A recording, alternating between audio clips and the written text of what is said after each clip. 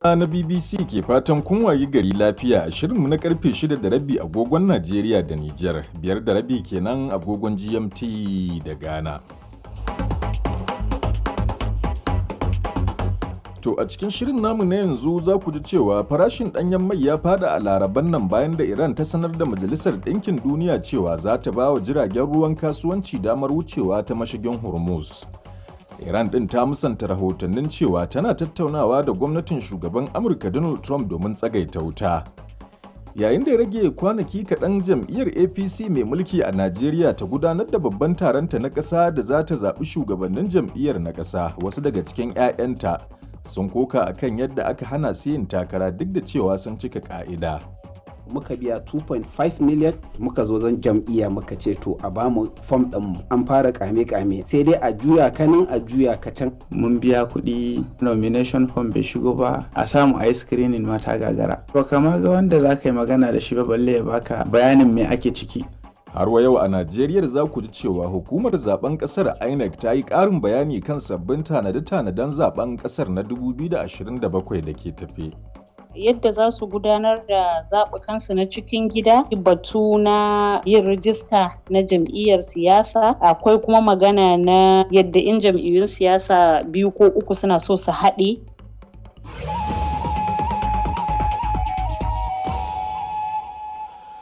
To muna tafa da dukkan waɗannan har ma da ƙarin wasu rahotanni a cikin shirin, amma da farko sai a gyara zama don shan labaran duniya. Ni ne Imam Saleh. Farashin ɗanyen mai ya faɗi daga buɗe kasuwarsa a Laraban nan yayin da kasuwannin hannayen jari na nahiyar Asiya suka ɗan farfaɗo bayan da Iran ta sanar da Majalisar Ɗinkin Duniya cewa za ta ba wa jiragen ruwa na kasuwanci damar wucewa ta mashigin Hormuz. Tehran ta ce za a bar jiragen ruwan ciki har da na dakon man fetur su wuce ta mashigin muddin suka nemi sahalewar hukumomin Iran. Tun da farko an ji shugaba Trump na cewa ya samu wata muhimmiyar kyauta ta miliyoyin kuɗi daga wasu da ya ce yana magana da su a Tehran kan cimma yarjejeniyar kawo ƙarshen yakin. President Trump repeated his claim that Iran had agreed to never develop a nuclear. Wakiliyar BBC ta ce shugaba Trump ya ce Iran ta amince cewa ba za ta taɓa samar da makamin nukiliya ba, to amma daman can Tehran ɗin ta jima tana faɗin shirin nukiliyar ta na farar hula ne ba wai makami ba. Sai dai mahukunta a Tehran sun musanta kalaman shugaban ƙasar da kakkausar murya. Suna mai cewa yana faɗin hakan ne kawai domin wasa da hankalin masu zuba jari da kuma farfaɗo da farashin mai a duniya.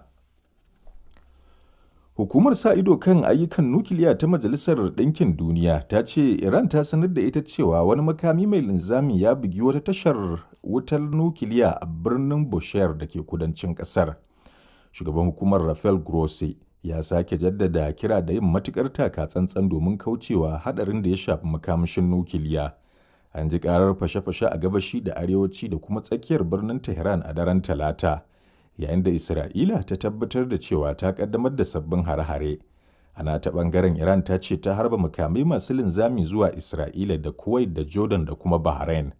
Ɗaya daga cikin makaman ya bugi wani tankin mai a filin jiragen sama na ƙasa da ƙasa na Kuwait, lamarin da ya haddasa gobara. Hukumar kula da zirga-zirgar jiragen sama ta ƙasar ta ce an shawo kan gobarar kuma ba a samu asarar rai ba. To a nan kuwa ƙasashen Faransa da Kanada sun yi Allah wadai da shirin Isra'ila na mamaye kudancin Lebanon har zuwa kogin Litani, suna mai cewa dole ne a mutunta ikon 'yancin ƙasar da kuma iyakokinta. Ministan harkokin wajen Faransa Yeno Barrot ya ce irin wannan mataki babu abin da zai haifar face manyan matsalolin jin kai ga al'umma. Isra'ila ta ce sojojinta za su karbi iko da yankin ne har sai an kawar da barazanar kungiyar Hezbollah. Tuni sama da mutum miliyan guda suka tsere daga mahallansu sakamakon yakin. Kamfanin dillancin labarai na Lebanon ya rawaito cewa har-haren da Isra'ila ta kai da sanyin safiyar Laraba sun kashe akalla mutum 6 a birnin Sidon. A gefe guda kuma wata mata 'yar Isra'ila ta mutu a arewacin ƙasar a jiya Talata sakamakon harin makamin roka da ƙungiyar ta Hezbollah ta kai. Ta kuna shan labaran duniyar ne daga nan sashen Hausa na BBC. Sakamakon zaben kasar Denmark ya nuna cewa kawancen jam'iyyun masu sassaucin ra'ayi da Prime Minister Mette Frederiksen ke jagoranta ne ya samu mafi yawan ƙuri'u. Ƙawancen ya lashe kujeru 84 a majalisar dokoki, amma bai kai kujeru 90 da ake bukata domin samun cikakken rinjaye ba.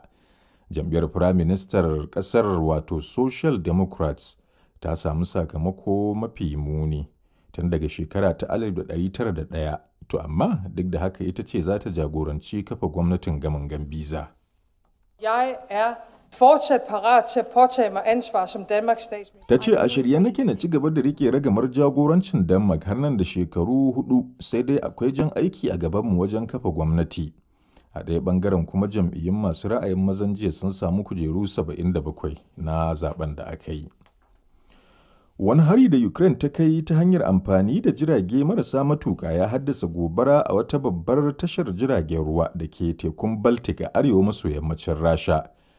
Gwamnan yankin Leningrad ya ce ana ƙoƙarin shawo kan gobarar da ta tashi a tashar Ust-Luga, yana mai ƙarawa da cewa ba a samu rahoton asarar rai ba. Tashar dai na ɗaya daga cikin manyan cibiyoyin fitar da kayayyakin Rasha zuwa ƙasashen waje, ciki har da taki da man fetur da kuma kwal. A ranar Litinin Ukraine ta kai hari makamancin wannan wanda ya haddasa gobara a tashar Primusok, wadda ita ma wadda take kusa da ƙasar Finland. Shugaban Ukraine Volodymyr Zelensky ya zargi Rasha da nuna mugunta matuƙa bayan da ta kai ɗaya daga cikin munanan hare-harenta a ranar Litinin. Rahotanni sun ce Rasha ta harba kusan jirage marasa matuƙa 1,000 a awa 24, wato a kwana guda kenan. To ƙarshen labaran duniyar kenan daga nan sashen Hausa na BBC.